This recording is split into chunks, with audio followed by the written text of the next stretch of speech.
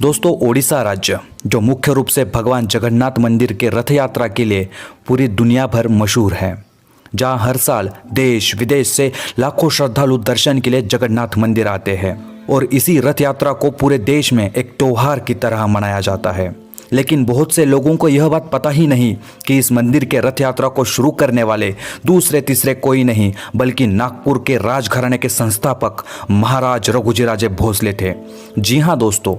यह मंदिर एक समय धन और वैभव से काफी संपन्नशाली था, परंतु इस मंदिर में स्थित धन की लालसा में कई सारे विदेशी आक्रमणकारियों ने इस मंदिर को लूटा, जिसमें फिरोज शाह तुगलक, जहांगीर, अकबर, औरंगजेब, बंगाल के नवाब जैसे कई सारे बड़े बड़े शासक समाविष्ट थे, जिन्होंने केवल मंदिर की धन संपत्ति को ही नहीं लूटा बल्कि मंदिर के बहुत से हिस्सों को भी तोड़ दिया और मंदिर के आसपास रहने वाले हिंदुओं को मारकर बड़े पैमाने पर रक्तपात किया, जिसकी वजह से मूर्तियों को हर बार मंदिर से बाहर सुरक्षित स्थान पर स्थलांतरित करना पड़ता था। ऐसे अनेकों कारणों की वजह से भगवान जगन्नाथ की वह सुप्रसिद्ध रथ यात्रा बंद पड़ गई थी। ओडिशा में मराठों का शासन। मराठों ने हिंदुस्तान से मुगल सल्तनत को उखाड़कर सफलतापूर्वक मराठा साम्राज्य के पवित्र भगवे ध्वज को पूरे हिंदुस्तान भर फैला दिया था, जिसमें नागपुर के रघुजीराजे भोसले का भी बहुत बड़ा योगदान था। इन्हीं के नेतृत्व में मराठों ने बंगाल पर जीत हासिल करके ओडिशा जैसा पवित्र राज्य नवाब अलवर्दी खान के कैद से मुक्त कर दिया था और ओडिशा राज्य को मराठा साम्राज्य में शामिल कर दिया था। जिसके बाद मराठों ने ओडिशा राज्य पर स्वतंत्र राज्य करना शुरू कर दिया, जिसमें ओडिशा राज्य के लगभग 30 जिले शामिल थे। बाद में जब रघुजीराजे भोसले ओडिशा के जगन्नाथ मंदिर के पास पहुंचे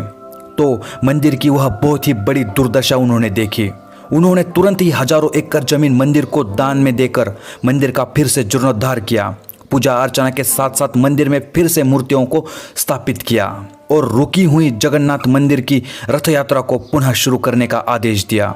और इतने पर ही वो रुके नहीं, उन्होंने जगन्नाथ मंदिर का बहुत सारा विकास किया। जैसे कि उन्होंने उस समय 40 लाख रुपए इतनी बड़ी धनराशि देकर मंदिर के परिसर में भोग मंडप का निर्माण करवाया, मंदिर के मठ को दानपत्र प्रदान किए, यात्रियों को रहने के लिए मठ का निर्माण भी करवाया और साथ ही साथ लगभग 22 धर्मशालाओं का भी निर्माण करवाया।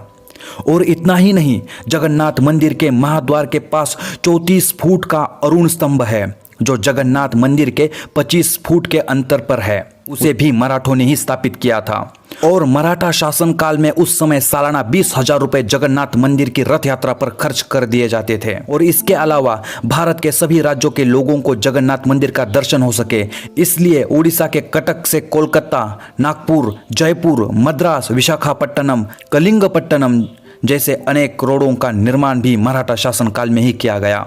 और आवश्यकता अनुसार उस रोड पर पुलों का निर्माण भी करवाया गया। जब हम पुरी शहर में प्रवेश करते हैं तो ऐसा ही हमें 280 फुट का पुल देखने को मिलता है, जिसे 18 नाल पुल कहते हैं, जो आज भी मराठों के वैभव की साक्ष्य देता है। ऐसे ही बहुत प्रयासों के बाद मराठा शासन काल में इस मंदिर का वैभव फिर से लौट आया था। और यहाँ ध्यान देने वाली बात यह है कि मराठा शासन काल में ओडिशा से मुस्लिम शासकों का केवल अंत ही नहीं हुआ बल्कि बाहरी आक्रमणकारियों से भी मंदिर को हमेशा के लिए मुक्त कर दिया। तब से आज तक इस मंदिर की रथ यात्रा बिना किसी रुकावट के हर साल एक नए उत्साह के साथ मनाई जाती है। जगन्नाथ मंदिर की इस रथ यात्रा को भारत के हर कोने कोने तक पहुंचाने का श्रेय नागपुर के भोसले राजवंश को ही दिया जाता है और इसी कारण जगन्नाथ मंदिर के रथ यात्रा के दिन विशेष तौर पर नागपुर के भोसले वंश को विशेष निमंत्रित किया जाता है। और इसी प्रकार आज हमने भगवान जगन्नाथ मंदिर का मराठा शासन काल में किया गया योगदान एवं जीर्णोद्धार इस बारे में हमने जानकारी प्राप्त की। अगर वीडियो अच्छी लगे तो वीडियो को ज्यादा से ज्यादा भाइयों तक शेयर